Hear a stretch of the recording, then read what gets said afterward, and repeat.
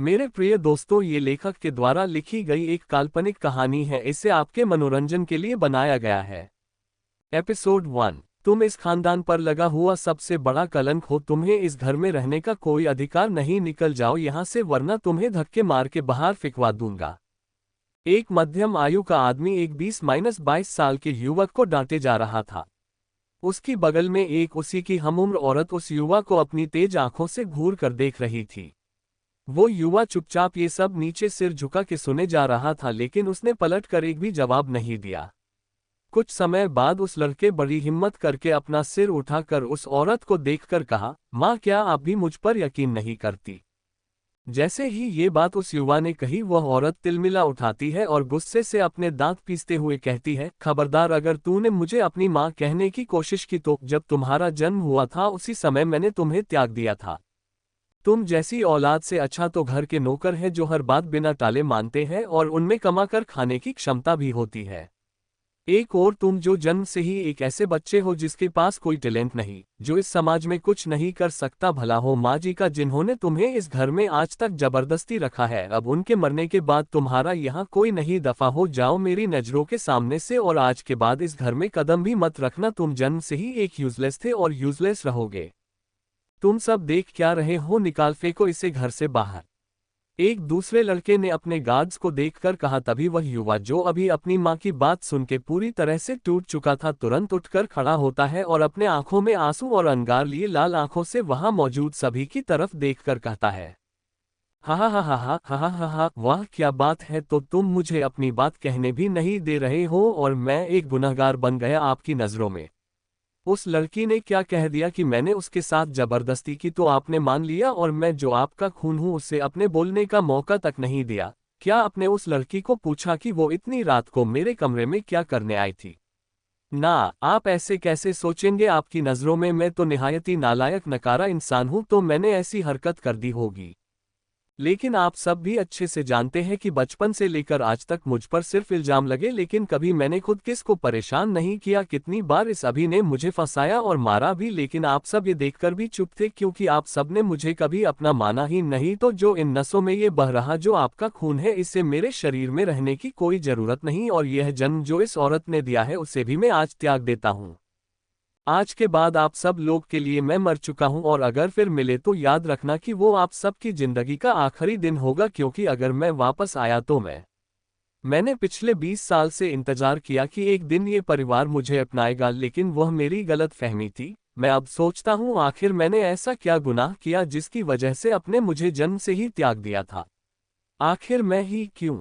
द्वेष में आकर वही युवा इतना बोलकर वहां से निकल जाता है। तो दोस्तों, आप लोग सोच रहे होंगे आखिर इस लड़के के साथ ही ऐसा बर्ताव इन लोगों ने क्यों किया? क्या था कारण जिसके वजह से उसकी अपनी माँ उसे जन्म से ही इतनी नफरत करती है? इस लड़के का नाम है शौर्य, जो हमारी इस कहानी का नायक है, और उसे उसकी दादी की मृत्यु के बाद घर से निकाल दिया जाता है।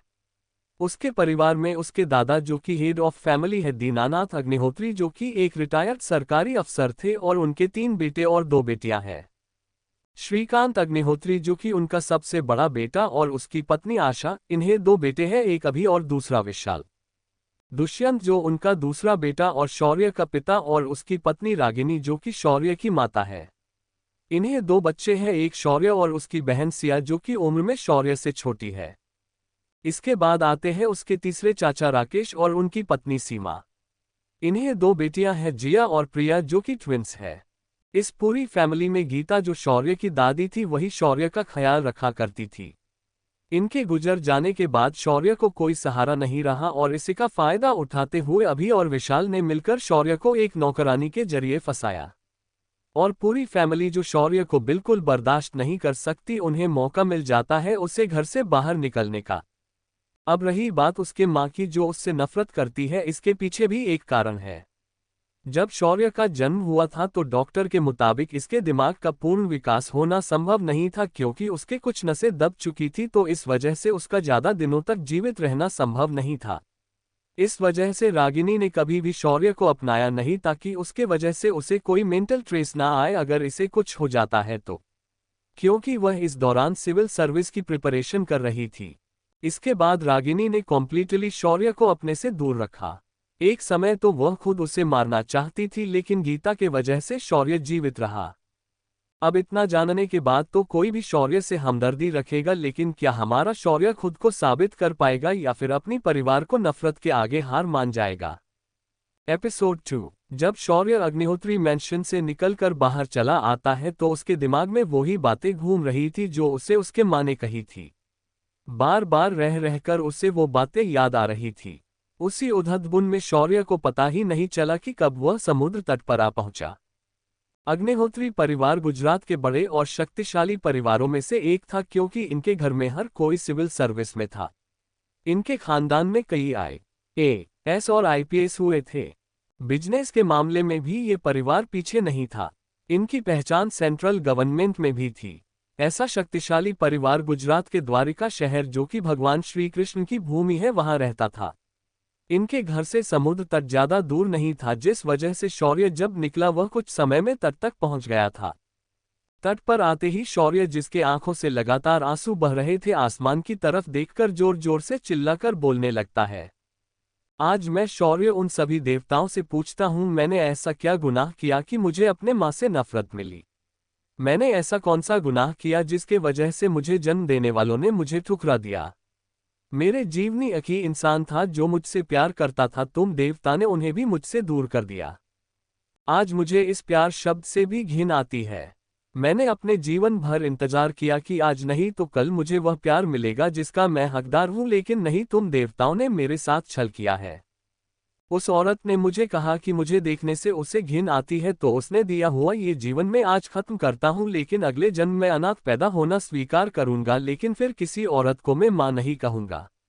मैं शौर्य ये प्रण लेता हूं कि मैं किसी औरत को मां नहीं कहूंगा। अरे देवताओं, तुम इतनी बढ़ाया मारते हो माँ के प्रेम की, तो वो प्रेम मुझे क्यों नहीं मिला? इसका मतलब है कुछ माताएं कुमाता होती है, कुछ माता कुमाता होती है। आज ये साबित हुआ है। मैं तुम्हें माफ नहीं करूंगा, मैं तुम्हें माफ नहीं करूंगा। जब शौर्य यह बातें चीख चीख कर बोल रहा था तो आसमान में तूफान आने लगा था, मानो देवताओं को भी इस बात से बहुत गुस्सा आया हो। शौर्य का हर एक शब्द तीर की तरह दिल में लग रहा था और वह देवताओं को कोसते जा रहा था। जब चिल्ला चिल्लाकर उसका गला सूख जाता है तो वह एक गहरी सांस लेता है और तट के किनारे के सुरक्षा दीवार पर चढ़ जाता है। जब शौर्य उस दीवार पर चढ़ता है तभी चढ़ते समय उसे उस दीवार पर लगाई गई एक सलिया पैर में धंस जाती है, जिस वजह से वह थोड़ा सा दर्द महसूस करता है, लेकिन वह उसे नजरअंदाज कर चढ़ जाता है। जब वह ऊपर पहुंच जाता है तो एक बार पीछे मुड़कर द्वारिका शहर को देखता है। उसके बाद वह सीधा उस उफनते पानी में छलांग लगा देता है। धम्म के आवाज के साथ ही पूरा समुद्र शांत हो जाता है, मानो समुद्र भी उसकी भावनाओं से प्रभावित हुआ हो। इधर अग्निहोत्री मैंशन में रागिनी अपने कमरे में इधर उधर फेरे लगा रही थी। उसके दिमाग में सिर्फ शौर्य की बातें घूम रही थी। शौर्य ने पहली बार उसे उन आंखों से देखा था जिन आंखों में इस बार सिर्फ उसके लिए नफरत थी। आज पहली बार उसे लगा कि उस लड़के ने उसे अपनी मां बनाने की जिद छोड़ दी है। उसने आज उसे एक औरत कहा था, हर बार की तरह मां नहीं। तभी वह गुस्से से बड़बड़ाती है, उस नालायक ने मुझे औरत कहा, उसकी हिम्मत कैसे हुई? अच्छा होता वह बचपन में ही मर जाता। तो क्या हुआ, उसने तुम्हें औरत कहा, तुम कहाँ माँ कहने के लायक हो? तुमने उसे उसके जन्म से ही ठुकरा दिया था, उसमें इतना चिढ़ने की कौन सी बात है? तभी दुष्यंत ने उसके पीछे से कहा, तुम तो रहने ही दो, अच्छा होगा अगर वह हमसे दूर चला जाए या अपने आप को कहीं छुपा ले, मैं उसका मुंह नहीं देखना चाहती। इतना कहकर रागिनी अपने कमरे की ओर चली जाती है। दुष्यंत बैठे बैठे एक गहरी सांस लेता है और उठकर बाहर चला जाता है। तभी अभी और विशाल दौड़कर उसकी तरफ आते हुए कहते हैं, चाचा जी, आज हमने जाकर शौर्य को अपने फैमिली रजिस्ट्री से हटवा दिया है, इसके बाद उसका हमसे कोई संबंध नहीं रहेगा। क्या तुमने उसे फैमिली रजिस्ट्री से हटा दिया? ओह ठीक है, जाओ तुम, अब मैं बाबूजी से मिलने जा रहा हूं। इतना कहकर दुष्यंत तुरंत अपने पिता के कमरे की ओर चला जाता है। कमरे में उसके बाबूजी एक रॉकिंग चेयर पर बैठकर आसमान की ओर देख रहे थे जिसमें बिजलियां कड़क रही थी।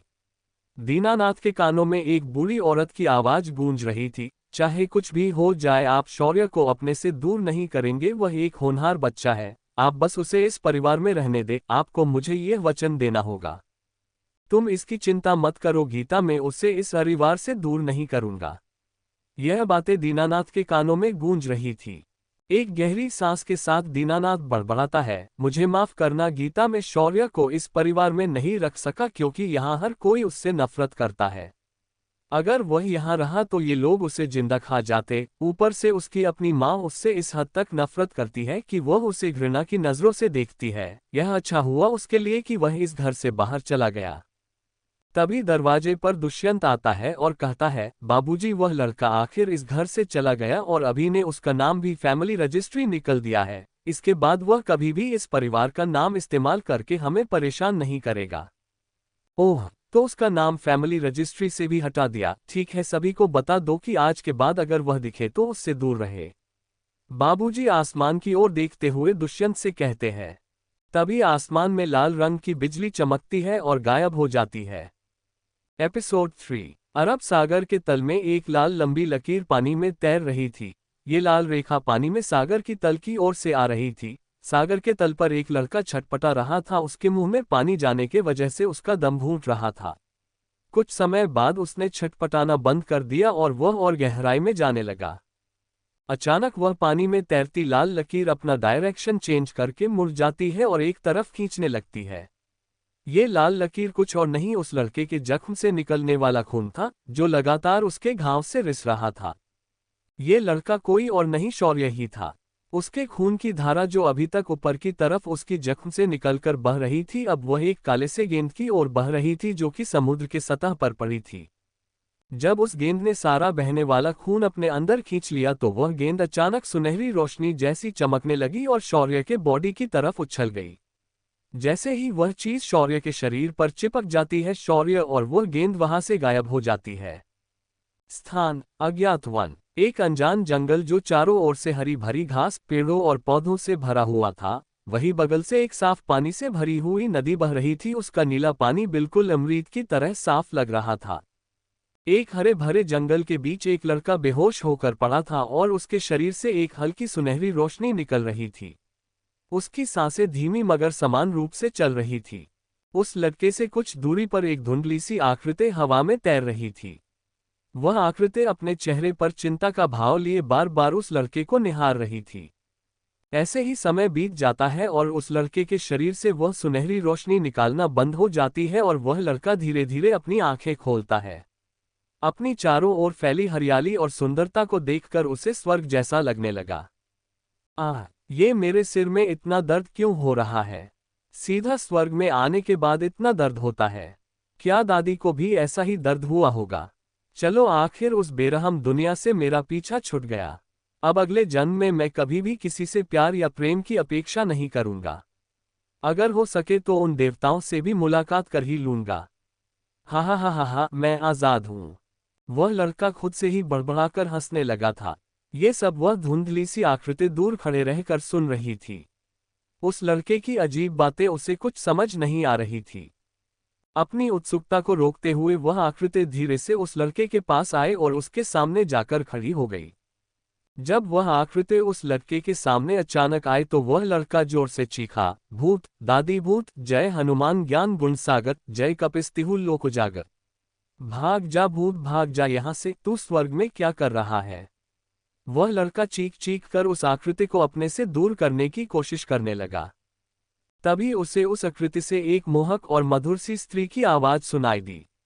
वह बड़े ही शरारती अंदाज में बोली, हूँ स्वामी, आप तो बड़े निराले हो। इतने समय से आप बड़े ही कठोर स्वर में खुद से ही बातें कर रहे थे और अचानक मुझे देखकर बच्चे की तरह चिल्लाने लगे। मैं कोई भूत नहीं हूँ, मैं एक अप्सरा हूँ। रही बात मेरे धुंधला दिखने की तो वह धीरे धीरे स्पष्ट हो जाएगी जैसे जैसे आपकी शक्तियाँ बढ़ने लगेगी।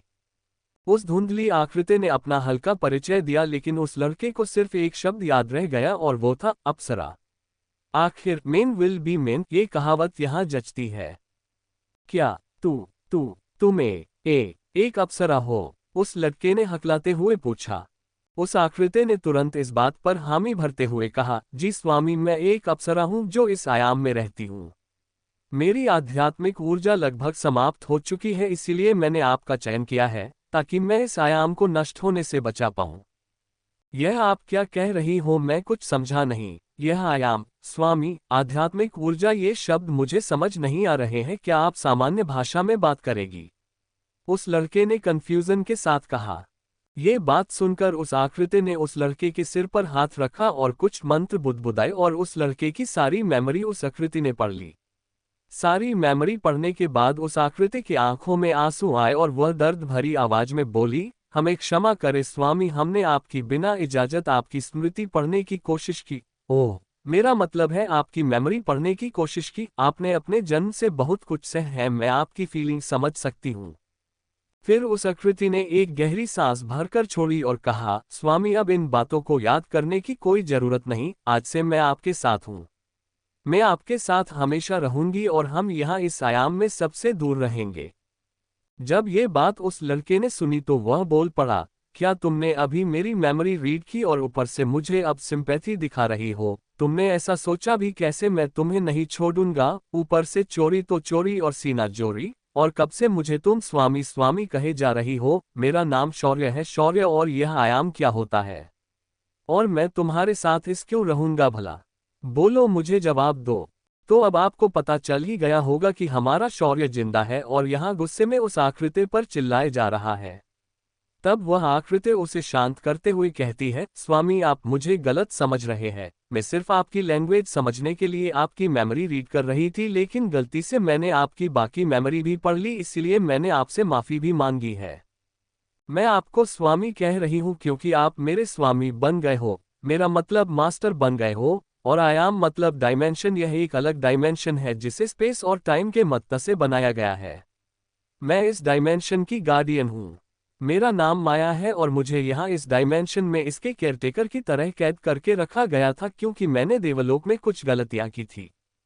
तब शौर्य एक गहरी सांस भरता है और ऊपर आसमान की ओर देखकर बोलता है, लगता है मैंने इन देवताओं को कुछ ज्यादा ही भला बुरा बोला, तो सालों ने मुझे यहाँ फंसा दिया। ये कहाँ आ गया मैं? क्या था असली कारण शौर्य को इस डायमेंशन का स्वामी चुने जाने के पीछे? क्या छुपा रही है माया शौर्य से?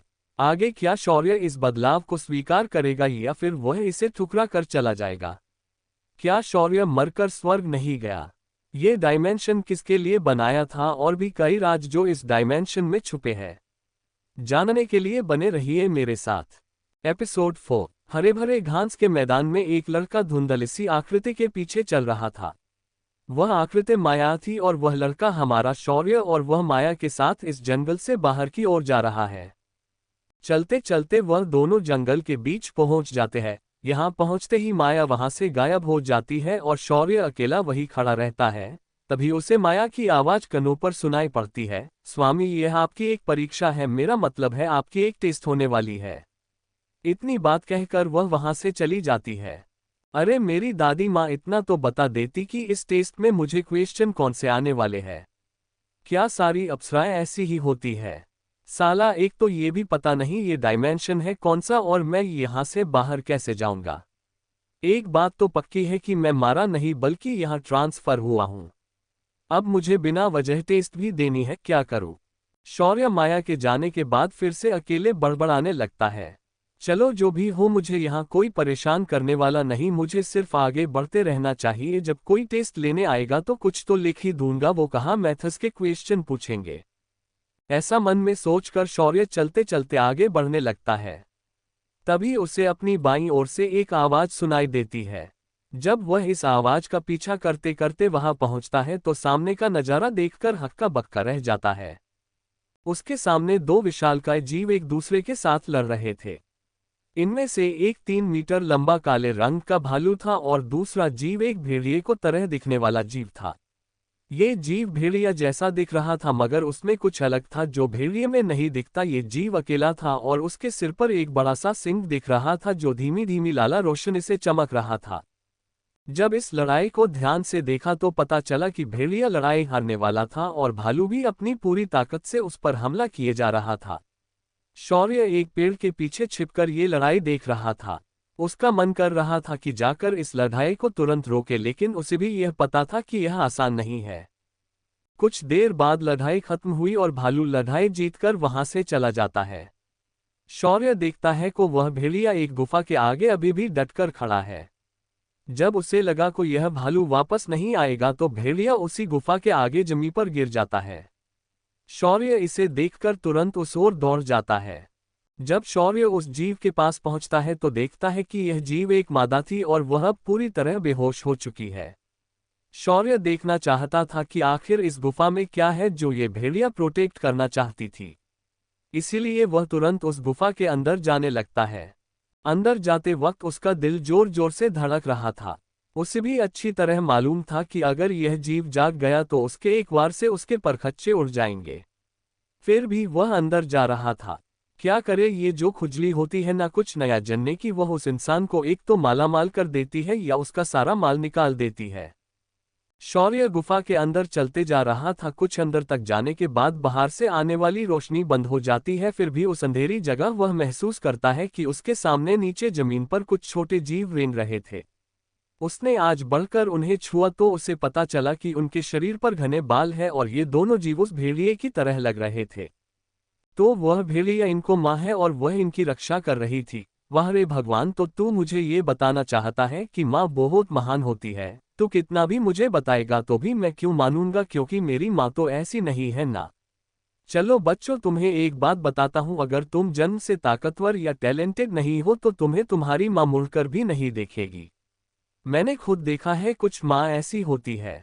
ऐसा सोचकर शौर्य उस जगह से खड़ा हुआ और गुफा से बाहर आया।